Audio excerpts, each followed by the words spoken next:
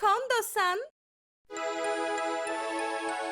Il était une fois, dans un pays lointain, la famille Steinbaum. Leur fille s'appelait Clara et leur fils Fritz. La veille du Nouvel An, Clara était très excitée et ne pouvait pas s'endormir. Elle attendait avec impatience que le jour suivant arrive. Le temps passait si lentement. Oh Dieu, s'il vous plaît, écoutez mes prières. Fais qu'il neige demain soir et laisse-moi avoir un très beau cadeau de Nouvel An. Enfin, le Nouvelle Année est arrivé. Ils ont décoré toute la maison et bien sûr le sapin dans le salon. Quand Clara se réveilla le matin, elle n'en croyait pas ses yeux. Ses prières avaient été exaucées pendant qu'elle dormait. Elle avait neigé toute la nuit.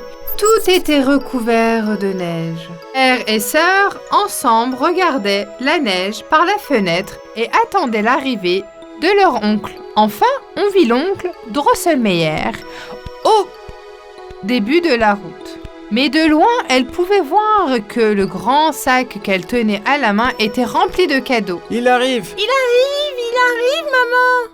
L'oncle Drosselmeyer arrive. Et il a un énorme sac à la Il a un main. énorme sac à la main. Je suis sûre que nos cadeaux sont dans le sac. Vite, ouvre la porte. Il fait froid dehors. Il doit être gelé. Les enfants l'ont accueilli avec joie. Bienvenue, oncle Drosselmeyer. Bienvenue, oncle. Salut les enfants.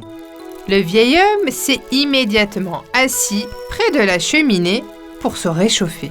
Mon oncle, tu peux me donner mon cadeau maintenant, s'il te plaît? Je suis si excitée que je ne peux plus attendre. Moi aussi. Allez, mon oncle. Ha ha ha ha ha. Ok. Je vais les ouvrir tout de suite.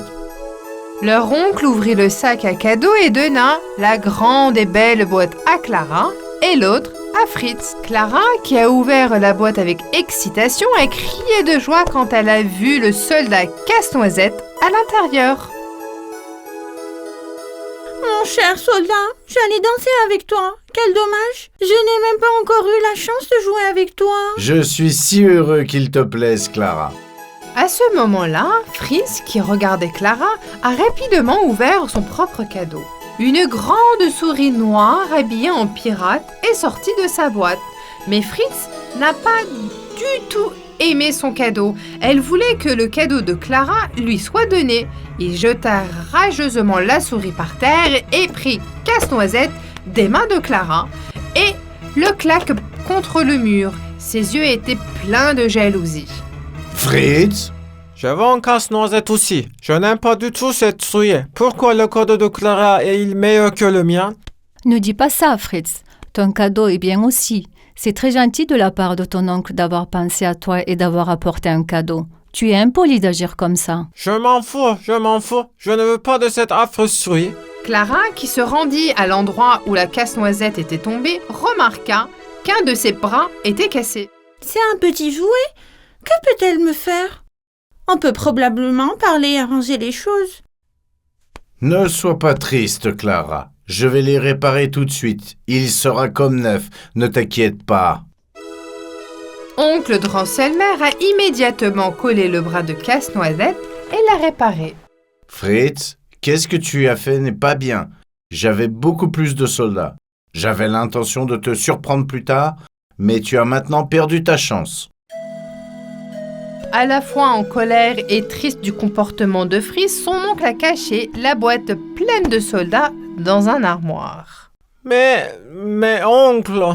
Que cela te serve de leçon. Honteux de ce qu'il avait fait, Fritz savait qu'il ne pouvait rien faire. Il a baissé la tête de honte et était allé dans sa chambre. Après minuit, c'était l'heure de se coucher. Comme c'était la veille du Nouvel An, il avait le droit de dormir si tard, mais la nuit était maintenant terminée. Tout le monde s'est souhaité une bonne année et est allé dans sa chambre. Clara se coucha dans son lit avec la casse-noisette. Alors qu'elle dormait profondément, elle entendit des bruits de cliquet en bas. Curieuse, elle est descendue dans le salon. En bas, il y avait un bataillon de souris, identique à la souris pirate que Fritz avait reçu en cadeau, qui se promenait et mettait le désordre dans le salon. Clara, Clara, où es-tu? Descends! Clara savait que les souris pirates la cherchaient et elle était très effrayée. Mais après un moment, elle a réfléchi qu'il n'y avait pas à savoir peur d'une petite souris jouée. Oh mon Dieu! Qu'est-ce qui se passe? Elle laissa la casse-noisette en haut de l'escalier et descendit les escaliers. Et qu'est-ce qu'elle voit? Les petites souris jouées étaient encore plus grandes qu'elle. Et pas seules les jouets, tous les meubles étaient aussi énormes. En jetant un coup d'œil rapide autour d'elle, elle a tout de suite compris ce qui se passe. En fait, elle avait rétréci, elle était toute petite. Oh mon Dieu! Qu'est-ce qui se passe? Pourquoi suis-je si petite? Je dois m'échapper avant que les souris m'attrapent. Les souris se rapprochèrent de Clara. Nous te capturons, Clara. Tu vas venir avec nous dans la ville des souris. Ne résiste pas. Nous t'attraperons tôt ou tard. À ce moment-là, tous les jouets du salon ont pris vie. Chars, canons, soldats, poupées et animaux en péliche se sont tous dirigés vers les souris pirates. Clara a trouvé que leur seul moyen était de passer derrière les cadeaux sous l'arbre du Nouvelle Année. Comme les autres jouets, le casse-noisette, qui s'est animé à sauter des escaliers et a commencé à combattre les souris pirates. Il était si courageux. Les soldats que l'oncle Drosselmayer avait mis dans l'armoire ont aussi sauté pour aider. Casse-noisette, les souris pirates ont été soudainement choqués d'une telle défense et ont commencé à reculer. Courez pour vos vies, nous avons été vaincus. À l'aide!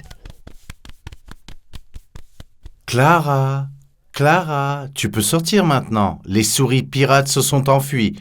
Nous avons gagné. Clara est sortie de derrière les cadeaux où elle se cachait de peur. Tout le monde était très heureux de cette victoire. J'avais tellement peur, Casse-Noisette. Tu m'as sauvée de ces souris pirates. Je te remercie beaucoup. Casse-Noisette s'était soudainement transformé en très beau soldat et s'est incliné devant Clara pour l'inviter à danser avec lui. Veux-tu danser avec moi, Clara? Oh, avec plaisir. Ils se mirent à danser et juste à ce moment-là, une belle musique se répandit dans le salon. Des petites fées jetaient des fleurs autour d'elles. Les fleurs étaient magiques et Clara s'est soudainement retrouvée dans un magnifique costume de danseuse de bal et des chaussons de danse. Clara s'était transformée en danseuse de ballet. Je t'admire, Clara. C'est merveilleux que tu fasses du ballet. Merci. Mon plus grand rêve est d'être une danseuse de ballet un jour. Pensez-vous que je puisse en être une? Je suis sûr que tu seras une merveilleuse danseuse de ballet. Alors, le nom de la mélodie qui joue en ce moment s'appellera Casse-Noisette. Chaque fois que tu l'entendras, pense à moi, Clara. Tous les autres jouets les regardaient avec admiration. Clara a fait du ballet avec le casse-noisette pendant des heures. Tournant sur un pied, c'était comme si elle volait dans le salon. Mais soudain, elle a entendu un bruit.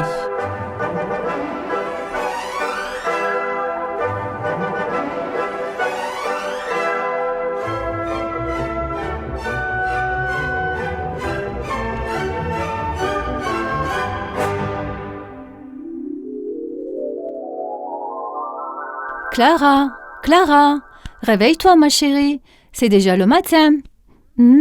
Tu as dormi avec le casse-noisette? Bonjour maman, j'aimerais que tu me réveilles pas. Je faisais un rêve merveilleux. Je dansais sans arrêt avec le casse-noisette. J'étais une danseuse de ballet. Vraiment? Eh bien, tu dois être fatiguée après toute cette danse. Allez, va te laver, on t'attend pour le petit déjeuner.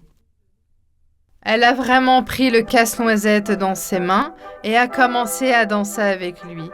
Elle avait encore la mélodie dans l'oreille. C'était comme si le rêve était réel. Mon beau casse-noisette.